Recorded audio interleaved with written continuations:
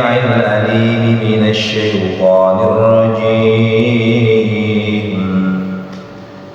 كالذين من قبلكم كانوا أشد منكم قوة وأكثر أموالا وأولادا فاستمتعوا بخلاقهم فاستمتعتم بخلاقكم كما استمتع الذين من قبلكم بخلاقهم وخضتم كالذي خاضوا أولئك حبطت أعمالهم في الدنيا والآخرة وأولئك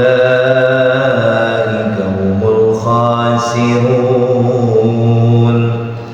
ألم يأتهم نبأ الذين من قبلهم قوم نوح وعاد وثمود وقوم إبراهيم وأصحاب مدين والمؤتفكات أتتهم رسلهم بالبينات فما كان الله ليظلمهم ولكن كانوا أنفسهم يظلمون والمؤمنون والمؤمنات بعضهم أولياء بعض يأمرون بالمعروف وينهون عن المنكر ويقيمون الصلاة ويؤتون الزكاة ويطيعون الله ورسوله أولئك سيرحمهم الله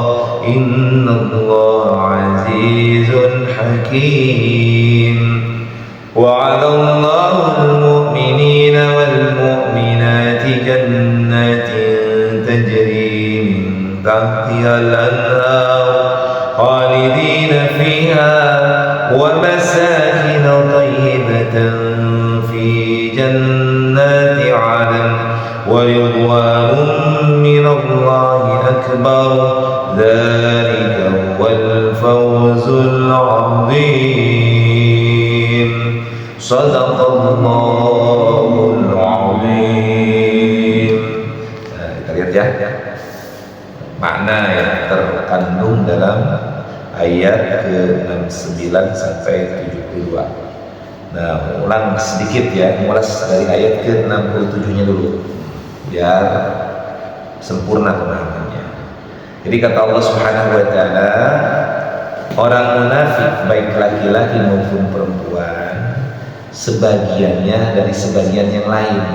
Jadi laki-laki dan perempuan yang munafik ya sama saja itu kalimatnya.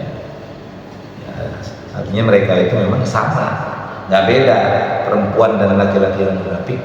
Sebagian dari mereka dari sebagian yang lain, artinya sama saja. Mereka yang dilakukan oleh mereka adalah mereka memerintahkan yang mungkar, memerintahkan kejahatan, ya, dan melarang kebaikan kan sebenarnya. Kemudian dan mereka pun pelit, yaquluna aydihim, itu artinya mereka kikir. Jadi namanya menggenggam tuh begini, menggenggam itu punya barang diempitin, gitu. Namanya yaqulun. Mereka menggenggam di aydihim, tangannya, artinya kikir. Jadi sifatnya orang munafik baik laki-laki maupun perempuan, mereka ini memerintahkan yang jahat, melarang yang baik dan pelit-pelit, kata Allah Subhanahu wa taala. Ini karakternya. Jadi karakter orang munafik itu baik laki-laki maupun perempuan, dia adalah selalu memerintahkan keburukan dan melarang kebaikan dan kikir, pelit-pelit. Kemudian kata Allah selanjutkan lagi, mereka melupakan Allah, maka akibatnya Allah melupakan mereka. Jadi mereka lupa dengan Allah. Ini orang munafik nih, orang munafik ingat, munafik itu berarti orang Islam, orang Islam yang fasik. Nah, orang munafik ini mereka melupakan Allah, sehingga ketika azan berkumandang nggak pernah ingat Allah, ketika melakukan perbuatan kejahatan nggak pernah ingat Allah, apalagi khusus berzikir kepada Allah. Jadi dilupakan Allah bagi mereka. Maka kalau orang munafik ini lupa dengan Allah, maka akibatnya Allah akan melupakan mereka. Jadi kalau orang dilupakan sama Allah kan repot ya bisa, ya kan? Padahal misalnya punya orang tua, padahal melupakan orang tua, ya nggak pernah mengingat apa kata orang tua, nggak pernah mendengar apa kata orang tua, dilupakan orang tua dengan berbagai macam hal, maka orang tua akan melupakan. Itu, nih kalimatnya, kalau sudah melupakan orang tua berarti di situ keridhaan orang tua nggak didapat. Kalau keridhaan orang tua tidak dapat, maka hidupnya akan sulit, gitu, sengsara. Nah begitupun apalagi sama Allah. Kalau orang melupakan Allah, maka akibatnya dia akan dilupakan Allah. Kalau dilupakan Allah, maka apa yang akan terjadi? Ya kan? Saya nggak tahu kamu siapa, gitu misalnya umpamanya tiba-tiba doa, ada orang minta kita, kemudian nggak ngaku syukuran, tapi kita nggak tahu, atau kita memang nggak tahu dengan orang itu, maka kita kan memberinya sekedarnya. Beda dengan orang yang kita kenal. Kalau kita kenal kan, atau kita tahu kan, oh iya kasihan juga ya, kalimatnya begitu. Itu beda. Orang munafik ini memerintahkan keburukan, melarang kebaikan, pelit, dan mereka adalah orang yang melupakan Allah sehingga Allah melupakan mereka. Maka kata Allah Subhanahu wa taala, orang munafik ini mereka adalah orang yang fasik, orang yang rusak. Kemudian dilanjutkan. Nah itu pertama.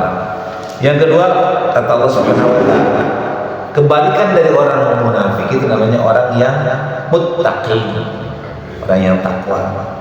Jadi lawannya orang munafik adalah orang yang bertakwa. Lawannya mukmin adalah fasik. Ini naik lagi tingginya. Orang Islam yang fasik disebut munafik. Ya, orang Islam yang mukmin, yang imannya bagus, dia adalah iman yang bagus yang diimplementasikan dalam bentuk amal-amal yang diperintahkan agama. Dia orang yang muttaqi. Jadi orang beriman kalau tidak ada amal, maka dia bisa jatuh kepada derajat munafik. Paham nggak itu? Orang Islam itu dasarnya harus iman. Iman itu dibuktikan dengan amal. Gitu. Nah orang yang iman tapi tidak ada amal, dia munafik, karena dia fasik, karena dia rusak. Orang Islam yang beriman kepada Allah, imannya dibuktikan dengan melaksanakan hukum-hukum Islam, maka dia orang yang muttaqi. Itu. Maka lawan kata daripada munafik di sini adalah muttaqi. Yang pertama, kata Allah, orang munafik laki-laki dan perempuan itu sama saja. Mereka bagian daripada mereka. Yang mereka itu memiliki karakter memerintahkan keburukan, melarang kebaikan, kikir pelit medit, dan mereka melupakan Allah sehingga Allah melupakan mereka. Dan orang munafik ini adalah orang yang fasik. Kemudian Allah menjanjikan kepada orang yang munafik, baik laki-laki maupun perempuan, dan orang kafir, neraka jahanam yang abadi selama-lamanya di dalamnya, yang abadi di dalam neraka jahanam itu. Maka kemudian kata Allah, hiya hasbuhu, cukuplah bagi mereka itu neraka itu. Wa la'anahumullah, kemudian bagi mereka Allah melaknat, dan bagi mereka siksa yang kekal. Jadi ini dampak dari orang munafik. Jadi jangan main-main ya. Orang munafik itu disamakan dengan orang kafir dalam ayat ini. Ya, disamakan dalam akibat daripada perbuatan. Orang kafir jelas dia bukan orang Islam, ya kan? Dia pasti masuk neraka jahanam. Nah orang munafik pun ternyata Allah ancam. Apa ancamannya?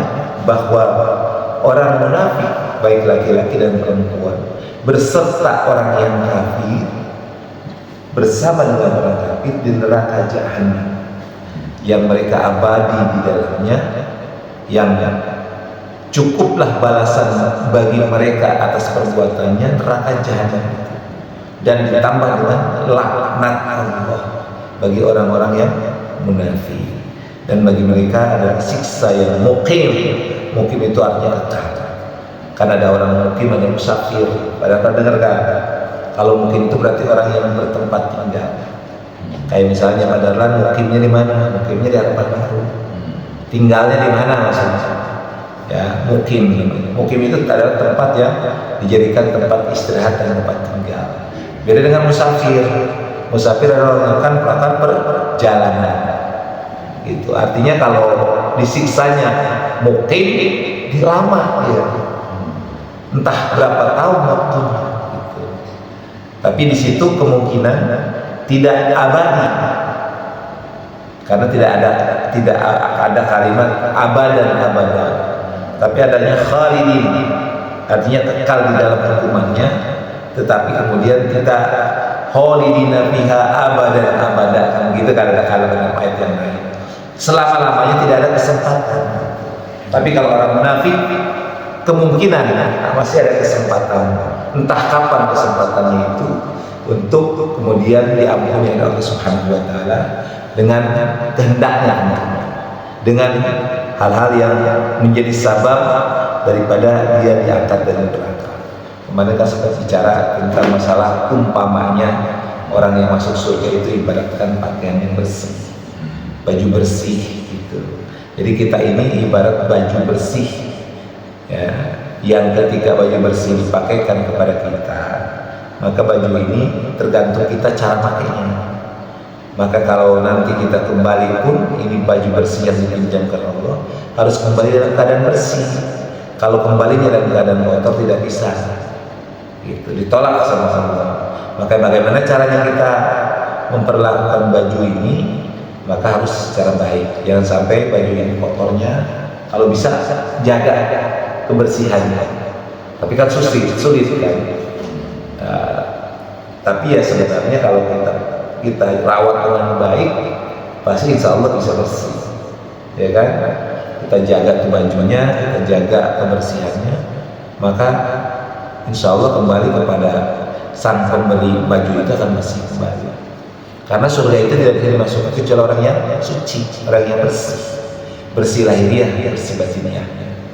Nah, caranya untuk dibersihkan dimasuk neraka, dicuci dulu, digodok dulu, ya sampai menjadi bersih, sampai kepada titik yang dikehendaki oleh Allah. Jadi bahasanya kalau orang mau bikin santan itu kan ada prosesnya, ya kan? Sampai jadi santan itu kan diparut dulu, diperes dulu, ya kan? Itu kan santan lama. Nah, ibaratkan barang tambang yang sebilang emas tadi. Untuk mendapatkan emas yang murni kan digodok dengan api yang sangat panas, sehingga tercapailah titik emas yang dikehendaki. Nah, itulah ibarat orang yang masuk neraka, karena syaratnya memang begitu. Kalau mau masuk surga ya harus dibersihkan, dan tidak ada tempat untuk membersihkan itu kecuali neraka, gitu kalimatnya. Sama seperti orang Islam yang sakit, maka sakit itu kata Rasulullah adalah sebagai pembersih daripada dosa-dosa. Jadi sebenarnya umat Islam itu ketika diuji dengan sakit itu hakikatnya sedang dibersihkan dosanya, ya, apalagi dengan istighfar. Maka itulah salah satu cara atau sebagian cara yang dilakukan oleh kita orang yang beriman untuk membersihkan diri kita, sehingga ketika kita meninggal kita tidak perlu masuk neraka, gitu kalimatnya. Maka ada orang yang langsung masuk surga karena memang hidupnya senantiasa dibersihkan, hatinya, jiwanya, perbuatannya. Maka itulah fungsinya kenapa kita berzikir, kenapa kita baca Quran, kenapa kita senantiasa beristighfar, agar kita tetap bersih. Kalau perlu bahkan kita menjaga wudhu kita, ya, sehingga ketika wafat kita dalam keadaan berwudhu. Maka kalau ini kita jaga pasti nggak perlu masuk neraka, nggak perlu dicuci, orang udah bersih, bajunya kita bersih, ya kan? Kita jaga bersihan Contoh begini, kita pakai pakaian bersih, kita tinggal di tempat yang bersih, ya kan, kita jaga kebersihannya dari kotori. Ini kan bersih. Kita pulang ke rumah juga bersih. Itu kalimatnya. Jadi salah satu yang dilakukan kenapa kita melaksanakan sholat 5 waktu, maka Rasulullah mengibaratkan begini. Kenapa ya Rasulullah kita harus sholat 5 waktu? Ketika ditanya, sholat 5 waktu itu adalah membersih diri kita. Tidakkah kalian memperhatikan? Tidakkah kalian memahami? Apabila kalian dalam satu hari satu malam kalian membersihkan diri selama 5 kali dalam satu hari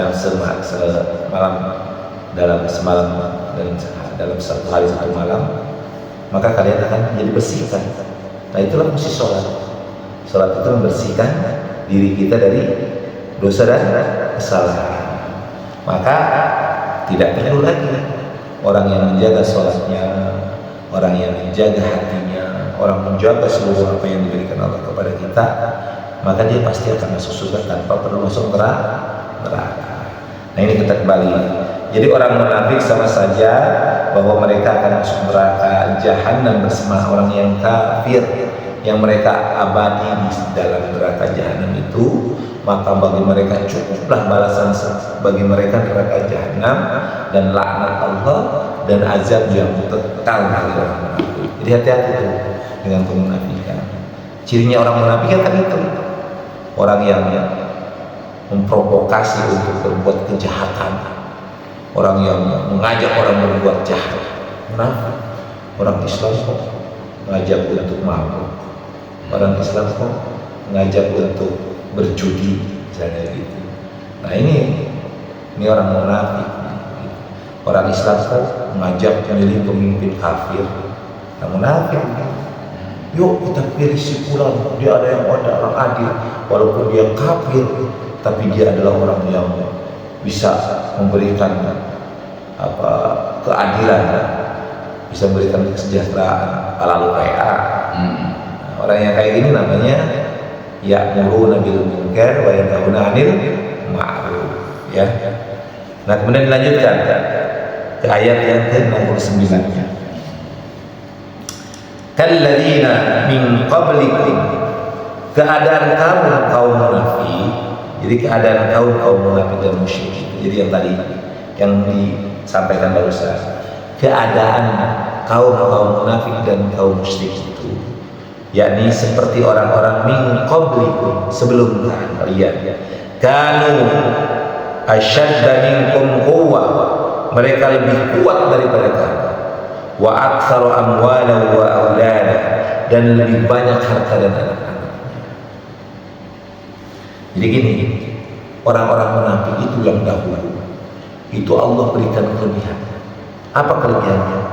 Mereka diberikan kekuatan yang lebih bagus, lebih hebat daripada kita orang yang beriman terdahulu. Coba lihat Fir'aun, bagaimana Allah berikan kehebatan. Atau Jalut misalnya pada masanya Nabi Daud, ya kan, Allah berikan kekuatan dengan gagahnya pada tinggi besar sasar. Jadi orang munafik itu, keadaan orang-orang yang munafik itu memang Allah berikan kelebihan sebagai ujian bagi kita. Apa yang diberikan kelebihannya? Yaitu kekuatan. Kekuatan itu bukan hanya fisik, kekuatan militer, kekuatan bersenjataan, gitu. Kemudian harta yang banyak, anak yang banyak. Anak itu boleh dikatakan pengikut keturunannya, karena anak ini kan bisa jadi pasukan. Nah, artinya banyaknya tentara, pasukan, jumlah masyarakatnya itu kan dari anak beranak ini, maka disebut aulada, artinya keturunan walid-walidnya, anak-anaknya. Nah, Allah berikan kepada orang yang munafik dan orang musyrik itu, kepada mereka yang terdahulu adalah diberikan kekuatan yang hebat, diberikan harta yang banyak dengan jumlah manusia yang atau pengikut yang banyak. Kemudian pastamta'u bi khalaqihim pastamta'tum bi khalaqikum, maka mereka telah menikmati bagiannya dan kamu telah menikmati bagian-bagian kamu Tamastamta'al ladzina min qablikum bi khalatin, sebagaimana telah menikmatinya orang-orang sebelum kamu terhadap bagiannya. Wa khudtum kalladzi khalu, kemudian lanjutkan, dan kamu mempercakapkan hal-hal yang batil sebagaimana mereka mempercakapkan. Jadi ini karakter orang yang munafik, yang musyrik, yang kafir. Artinya Allah berikan ujian bagi mereka itu dengan memiliki kekuatan yang hebat dari berbagai macam sisi. Kemudian mereka pun diberikan harta yang berlimpah, jadi kekayaan yang luar biasa diberikan oleh Allah. Kemudian diberikan jumlah anak keturunannya yang banyak sampai luar biasa banyaknya. Itu ujian. Maka kata Allah, mereka sudah mendapatkan bagian dari kenikmatan-kenikmatannya, dan kamu pun sudah mendapatkan kenikmatan-kenikmatan itu sebagaimana mereka mendapatkan kenikmatan-kenikmatannya. Dan kata Allah Subhanahu wa taala, kamu mempercakapkan, mereka mempercakapkan yang batil. Yang batil itu artinya mempercakapkan hal-hal yang buruk, sebagaimana kamu mempercakapkan hal itu sekarang. Kemudian ulaika halul a'malu fid dunya wal akhirah, mereka itulah sia-sia amalnya di dunia dan di akhirat. Kemudian kata Allah Subhanahu wa taala, wa ulaika humul khasirun, dan mereka itulah adalah orang-orang yang merugi.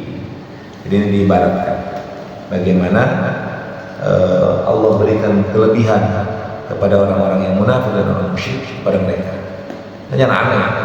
Kalau sekarang ini banyak orang-orang yang munafik, orang yang kafir, kaya-kaya, hebat-hebat.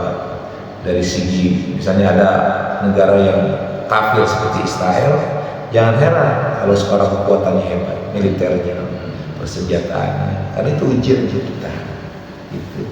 Dan mereka jumlahnya banyak, dukungan dari Amerika gitu, yang anak pinak sebagai sebuah keturunan yang sebenarnya ada garisnya gitu. Karena Yahudi itu kan kuat sekali di Amerika itu.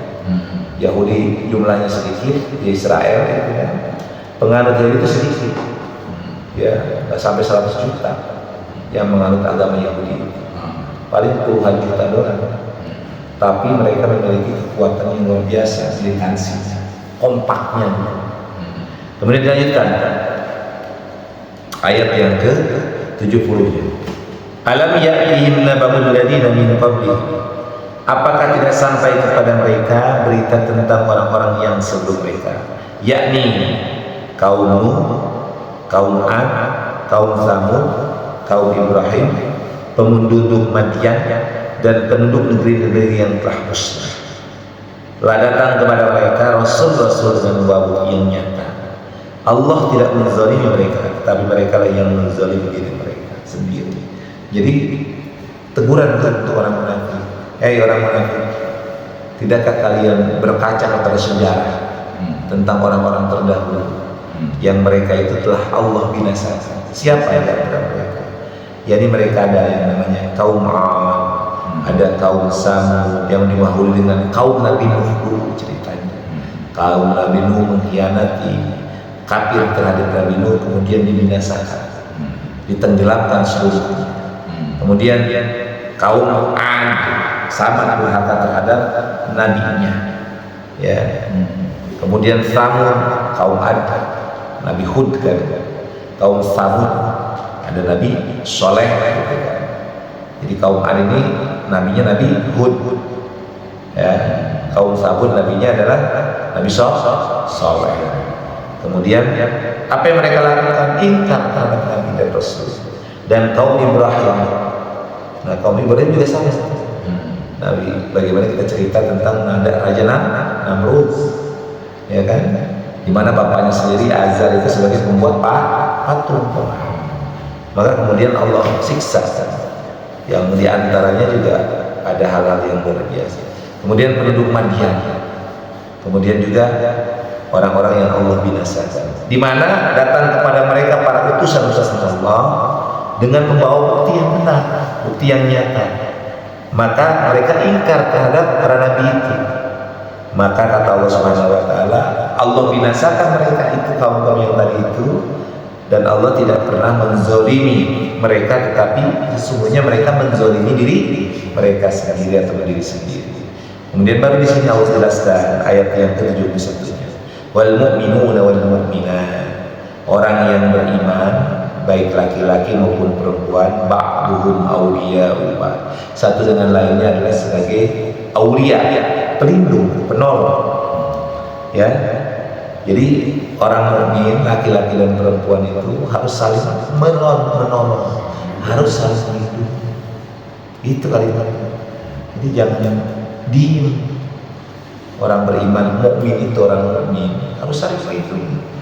Laki-laki dengan perempuan, dimanapun, siapapun, nggak perlu melihat tentang suku, bangsa, negara. Kalau dia adalah orang Islam yang mukmin, maka harus saling menolong. Di sini kalimatnya mukmin, bukan muslim. Jadi orang mukmin, laki-laki dan perempuan itu satu dengan yang lainnya saling menolong. Kemudian Allah lanjutkan, ya'muruna bil ma'ruf, memerintahkan yang baik dan melarang yang mungkar. Wa yuqimunas shalah, menegakkan salat. Wa yu'tunaz zakah, menunaikan zakat. Wa yuti'una Allah wa rasulahu, taat kepada Allah dan Rasulnya. Ulaika sayarhamuhumullah, mereka itulah akan diberi oleh Allah Subhanahu wa taala rahmat. Ya, kemudian innallaha azizun hakim, sungguh Allah Maha perkasa lagi Maha bijaksana. Jadi orang mukmin cirinya adalah dia apa ciri-ciri? Memerintahkan yang ma'ruf, melarang yang mungkar, atau amar ma'ruf nahi mungkar. Itu cirinya orang yang mukmin. Nah, orang yang munafik cirinya kebalikan, memerintahkan yang mungkar, melarang yang ma'ruf, memerintahkan keburukan dan kejahatan, melarang kebaikan.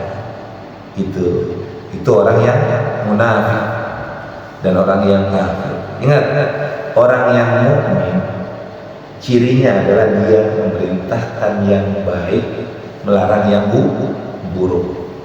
Kemudian ciri yang berikutnya, dia melaksanakan sholat.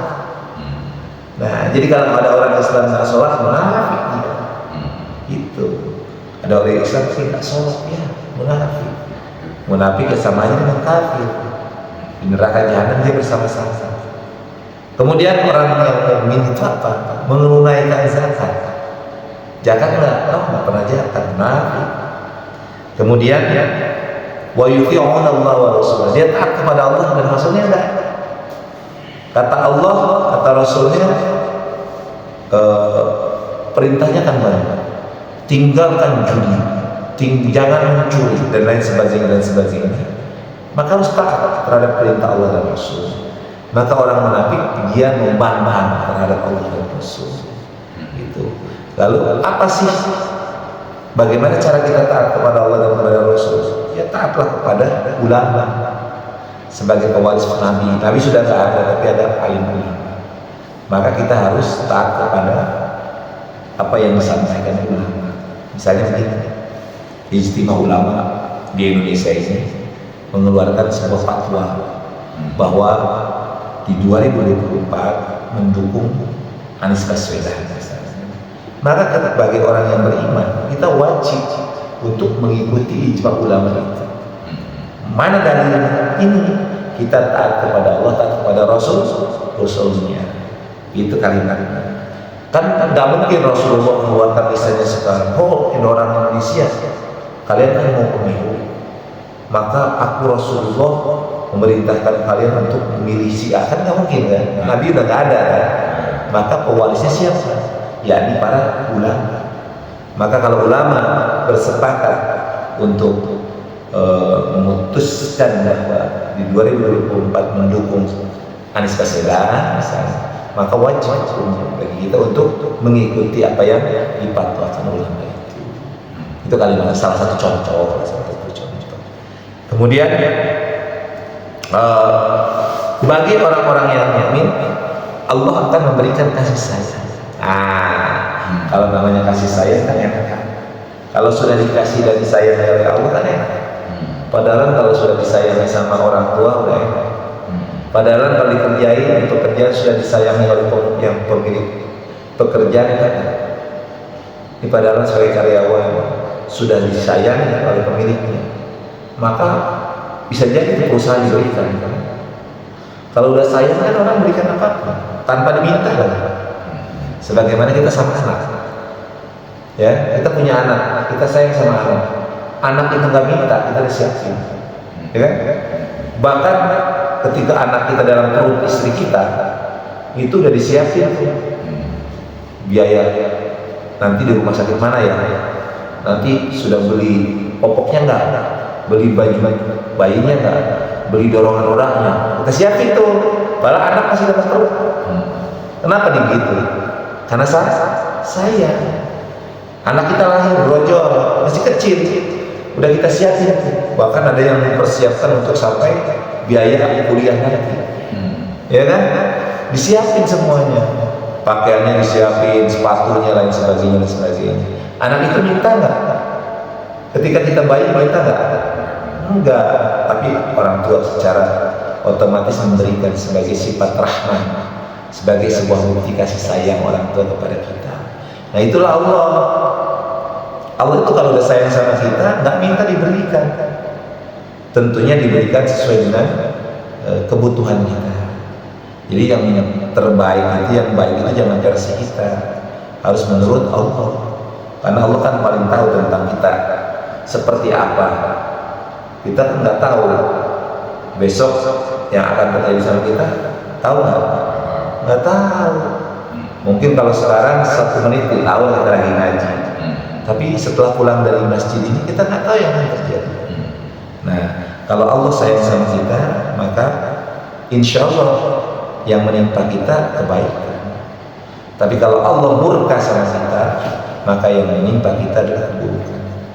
Maka ini ketika kita beriman kepada Allah, ketika kita memerintahkan yang baik, melarang yang buruk, ketika kita melaksanakan sholat, menunaikan zakat dan taat kepada perintah Allah dan Rasulnya yang sudah dimaksud dalam Al-Quran dan Hadis, dan juga atas fatwa para alim ulama yang kita yakini kesolehannya dan kebaikannya, maka Allah sayang sama kita. Kalau Allah sayang sama kita, maka kita termasuk orang yang, kata Allah Subhanahu wa Ta'ala, orang yang beruntung. Maka kalimat di akhir ini ayatnya, innallaha azizun hakim. Sungguhnya Allah memperkasa lima bijaksana. Kalimatnya perkasa, gagah, nggak ada tandingan. Bijaksana, dia bijaksana. Yang baik diberikan yang hukuman yang baik, yang buruk diberikan balasan yang buruk. Terakhir, wa'adallahu al-mu'minina wal mu'minat jannatin tajri min tahtiha al-anhar khalidina fiha wa masakin thayyibatan fi jannati 'adn. Allah menjanjikan kepada orang yang beriman, baik laki-laki maupun perempuan, surga yang mengalir di bawahnya sungai-sungai yang dia abadi di dalam surga itu. Wa masakin thayyibatan fi jannati 'adn. Selain itu Allah menjanjikan apa? Wa masakin, artinya masakin itu adalah tempat yang baik di surga 'adn. Ya. Jadi bukan hanya surga yang saya menjanjikan, tapi tempatnya juga. Contoh gini, Padalarang sama orang tua diwarisi tanah, ya kan? Karena sebagai ahli waris, maka Padalarang mendapatkan tanah itu, tapi belum tentu kan bisa membangun rumah di tanah itu, belum tentu bisa membangun villa di tanah itu, perlu biaya sendiri kan? Nah kalau di sini bagi orang yang mukmin, bagi orang yang beriman, yang dibuktikan dengan dia memerintahkan kebaikan, mengajak kepada kebaikan, melarang atau mencegah kemungkaran, dia melaksanakan sholat, menunaikan zakat, dia taat kepada perintah Allah dan Rasulnya, selain dia dimasukkan ke dalam surga, dia pun diberikan fasilitasnya di surga itu. Apa? Tempat. Diberikan tempat di surga yang namanya surga Adn. Jadi surga itu, makanya saya bilang, surga itu tingkatannya banyak. Maka nanti orang Islam itu pasti masuk surga. Orang Islam itu megang pintu surga. Jadi ketika seseorang mengucapkan dua kalimat syahadat, asyhadu an la ilaha illallah wa asyhadu anna muhammadar rasulullah, maka dia sudah mendapat kunci surga. Artinya dia pasti bisa masuk surga. Tapi syarat kunci itu harus dipenuhi dulu. Syarat kunci itu bisa difungsikan dan dipenuhi dulu. Apa? Bersih. Karena kunci ini tidak bisa akan difungsikan kalau tidak bersih. Maka ada proses tadi di neraka dulu bagi orang yang masih kotor. Nah, orang yang beriman, yang dia muttaqin, nanti di dalam ayat yang lain orang yang seperti namanya muttaqin, orang yang bertakwa, maka dia masuk surga, diberikan kepadanya taman-tamannya. Surga itu kebun kalimatnya, surga itu ladang, surga itu lahan, lahan yang indah. Jadi surga itu gitu. Nah, diberikan juga di situ tempat, ya, apa? Tempat-tempat masakin yang di dalamnya waridwanu minallahi akbar, kata Allah Subhanahu wa taala, dan keridhaan dari Allah itu yang lebih besar, ya, dan keridhaan Allah lebih besar. Dzalika wal fawzul 'adzim, dan itulah kemenangan yang agung. Jadi kalian itu lagi ini derajatnya. Jadi kalau orang itu orang yang mukmin, yang muttaqi, dia mendapatkan surga, dia mendapatkan tempat-tempat tinggal dalam surga, rumah-rumah dalam bahasa kita yang sesuai dengan takaran kadar amaliyah. Tapi yang paling terbesar dibandingkan hal itu adalah keridhaan Allah. Keridhaan Allah itu artinya Allah memberikan kekhususan kepada orang itu. Nah, yang dimaknai keridhaan Allah, jadi gini, pada di pertemuan yang lalu kita pernah bicara. Jadi hal yang paling diinginkan oleh manusia adalah bertemu dengan Allah, karena kita mendapatkan ridho darinya ketika itu. Ya, maka saya bilang kita nggak butuh harta, kita nggak butuh apapun kecuali kita butuh bertemu dengan Allah. Kenapa? Karena itu yang paling nikmat dalam hidup kita. Coba aja pada anak-anak ABG, anak-anak yang kecil-kecil gitu, yang masih remaja. Maka ketika mereka jatuh cinta dan nggak mikirin harta. Contoh kita dulu kita lagi suka sama istri kita atau pacar kita lah, jaraknya ada dari Bengkulu ke Jakarta, demi orang yang dicintai, nggak peduli lagi kan, kita keluar biaya, kita membuang waktu kita demi untuk bertemu dengan yang kita cinta. Nah, itulah yang disebut dengan keridhaan. Kalau orang sudah memiliki perasaan itu, maka nggak ada artinya lagi. Hartanya bisa ditinggali, kedudukannya bisa ditinggali, jabatannya bisa ditinggali, demi apa? Demi cinta, demi keridhaan. Nah, ini yang dimana? Yang paling agung dari semua yang dijanjikan itu surga, tempat-tempat yang indah, itu kalah dengan tujuan kita bertemu dengan Allah. Karena nggak sembarang manusia, hamba yang langsung bisa bertatap dengan Allah. Jadi yang paling dirindu sekarang ini nggak bisa jauh-jauh. Kalau padahal suruh milih, ya, milih misalnya antara pilihan. Padahal ketika muda, ada wanita yang paling cinta, yang dicintai Padahal, yang Padahal sayang sama itu. Kemudian Padahal diberikan pilihan antara wanita yang juga sayang dengan uang, harta yang banyak. Kira-kira dalam kondisi itu milih mana? Milih cinta.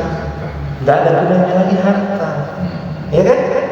Karena memang tujuan tertinggi yang saat itu adalah kita terhadap pasangan kita.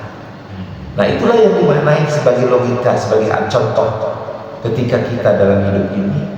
Maka sesungguhnya yang paling tinggi yang kita inginkan itu kita bertemu dengan Allah, kita bertatap muka dengan Allah, kita bisa bermandang Allah, karena itu yang paling nikmat yang didapatkan oleh kita. Jadi kenikmatan yang tertinggi sebagai seorang hamba adalah bertemu dengan Allah. Tidak ada kenikmatan lain. Surga kalah. Surga nggak ada apa-apanya.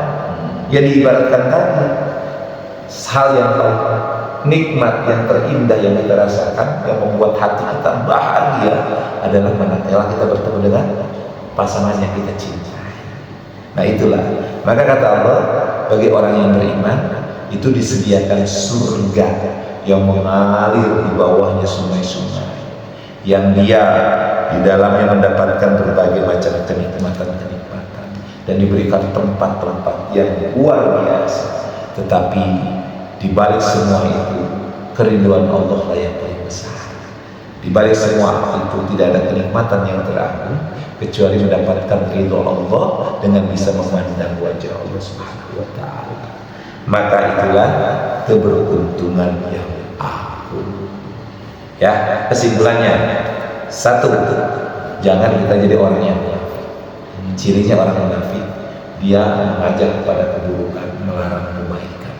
Dia pelit, ya kan gitu. Nah itu cirinya orang munafik. Dan orang munafik cirinya nggak pernah ingat sama Allah. Maka ancaman dari orang munafik, laki-laki maupun perempuan, adalah dia bersama orang kafir di neraka jahanam. Orang yang mukminlah yang harus kita sebagai tujuan kita. Dengan mukmin yang muttaqin.